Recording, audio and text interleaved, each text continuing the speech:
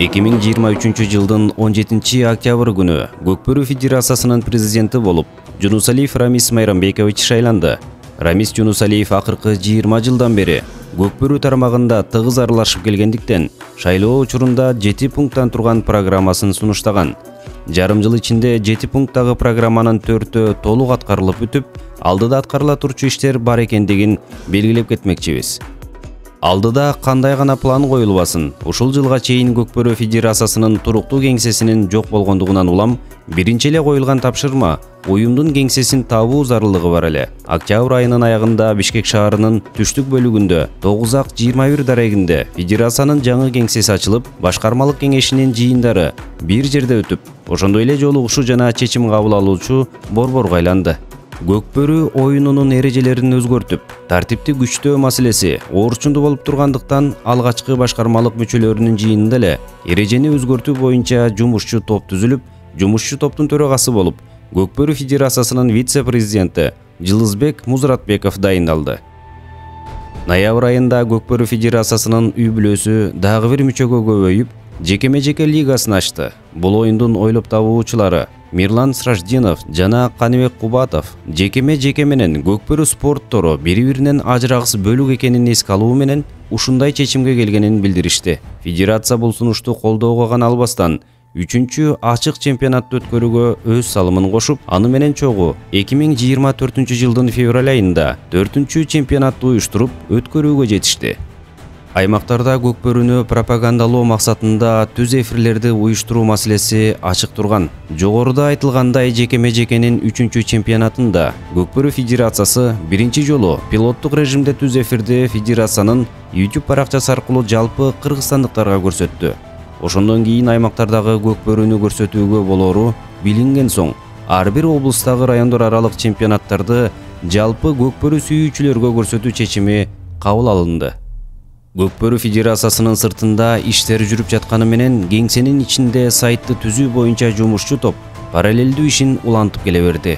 5 адамдан турган жумушчу топ Ноорус турнирине чейин сайтты ишке киргизүү тапшырмасы коюлгандыктан, ар бир оюнчулардын базасын, оюндардын архивин чогултуп, бир программага киргизүү тапшырмасы жеңил болгон жок. Мыктыларды сыйлоо салты жылдан жылга унутулуп бараткандыктан, Көкбөрү Федерациясы 2023 жылы бул иш-чараны кайрадан жандандырды.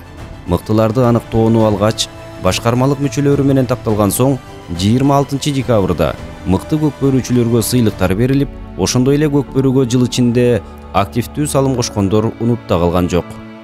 Көкбөрүгө жогорку бийликтин көз карашы түз болгонун баса белгилеп кетүү керек.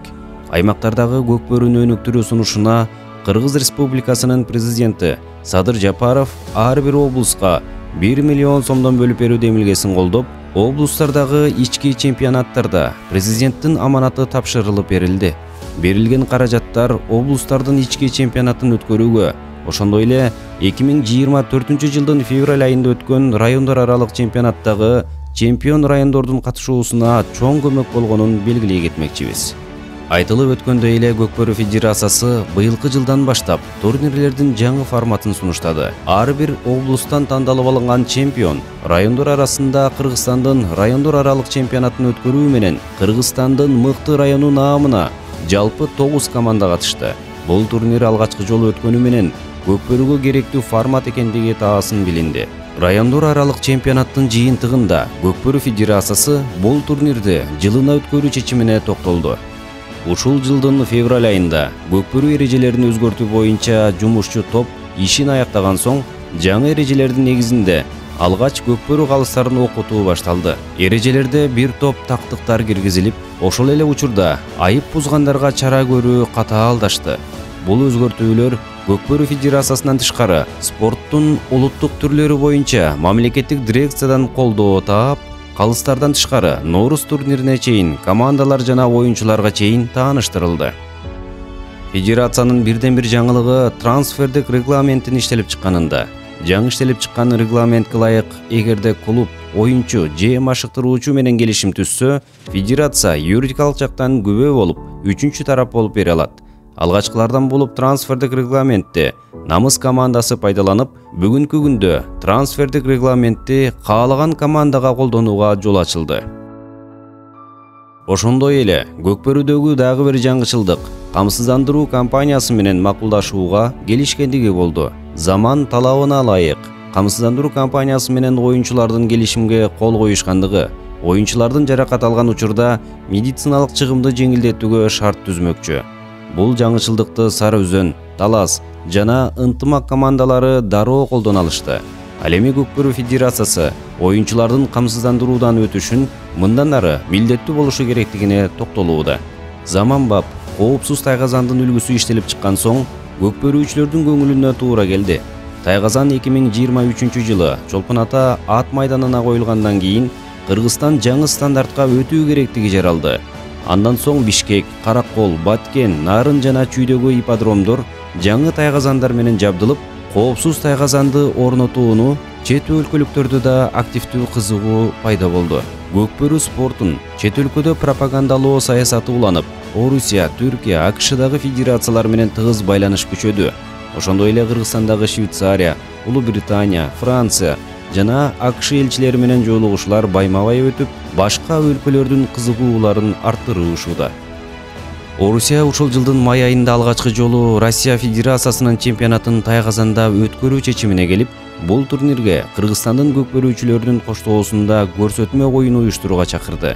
Ал эми Түркиядагы Ван кыргыздары да Көкбөрү Федерациясына 2024 жылы Ван аймагында көрсөтмө оюн курууга кызыктарлыгын билдирүүдө.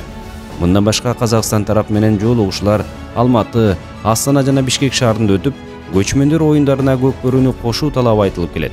Учурда Казакстан тарап көкбөрү спортун көчмөндөр оюндарынын программасына кошуунун аракети оң багытта баратканын белгилөөдө. Көкбөрү Федерациясындагы ири турнирлердин бири бул Норус турнири болгондуктан, бул мөөнөткө бир катар жаңычылдыктар коштолду. Эрежелер жаңыланып, Көкбөрү Федерациясынын расмий сайты ишке кирип, командалар оюнчу жана аттардын курамын электрондук негизде тапшырууга өттү. Жалпысынан турнирге 40 команда катышып, оюндар Көкбөрү Федерациясынын расмий YouTube каналынан түз эфирде көрсөтүлүп, жалпы көрүүчүлөрдүн саны 3 миллионго жетти. Бул сандар демөөрчүлөрдүн кызыгуусун арттырып, Көкбөрү Федерациясы менен иштешүүгө кызыктар тараптарды көбөйттү. Кошумча киреше булактарын табуу Көкбөрүүнү өнүктүрүү программасында да жазылган. Ошондой эле алдыда программага ылайык кошумча лигаларды түзүү, дүйнөлүк көчмөндөр оюндарына даярдык көрүү жана технологияларды киргизүү өңдүү аткарчу тапшырмалар бар.